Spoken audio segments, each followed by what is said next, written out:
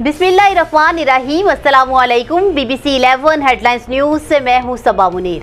ناظرین، آپ کو آگاہ کریں لاہور سے، جہاں ہمارے نمائندہ خصوصی بلال بلوچ کے مطابق لاہور کے علاقے جوہر ٹاؤن میں ہونے والے دھماکے کے نتیجے میں جاں بحق افراد کی تعداد 2 ہو گئی، جبکہ 17 افراد زخمی ہیں۔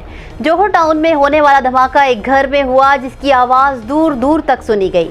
دھماکے سے قریبی عمارتوں کے شیشے بھی ٹوٹ گئے اور وہاں کھڑی گاڑیوں کو بھی نقصان پہنچا۔ دھماکے سے ایک گھر زیادہ متاثر ہوا، جبکہ دیگر گھروں کو بھی دھماکے سے نقصان پہنچا۔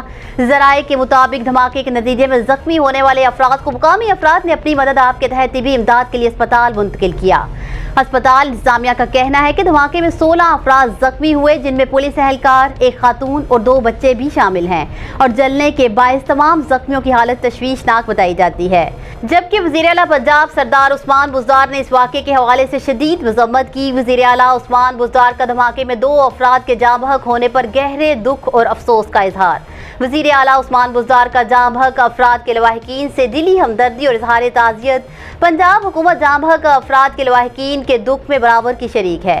وزیر اعلیٰ عثمان بزدار نے کہا کہ ہماری تمام تر ہمدردیاں جاں بحق افراد کے لواحقین اور زخمیوں کے ساتھ ہیں۔ انہوں نے کہا کہ یہ واقعہ امن و امان کی فضا کو سبوتاژ کرنے کی مذموم کارروائی ہے، اور دھماکے کے ذمہ دار قانون کی گرفت سے نہیں بچ پائیں گے۔ مٹھی بھر دہشت گرد قوم کے پختہ عزم کو متزلزل نہیں کر سکتے۔ ملک دشمن عناصر ایسی بزدلانہ کارروائیاں کر کے عدم استحکام پیدا کرنے کی کوشش کر رہے ہیں۔ نیوز اسٹوڈیو سے فی الوقت اتنا ہی۔ مزید تفصیلات اور اپڈیٹس کے لیے دیکھتے رہیے BBC 11 ہیڈ لائنز نیوز۔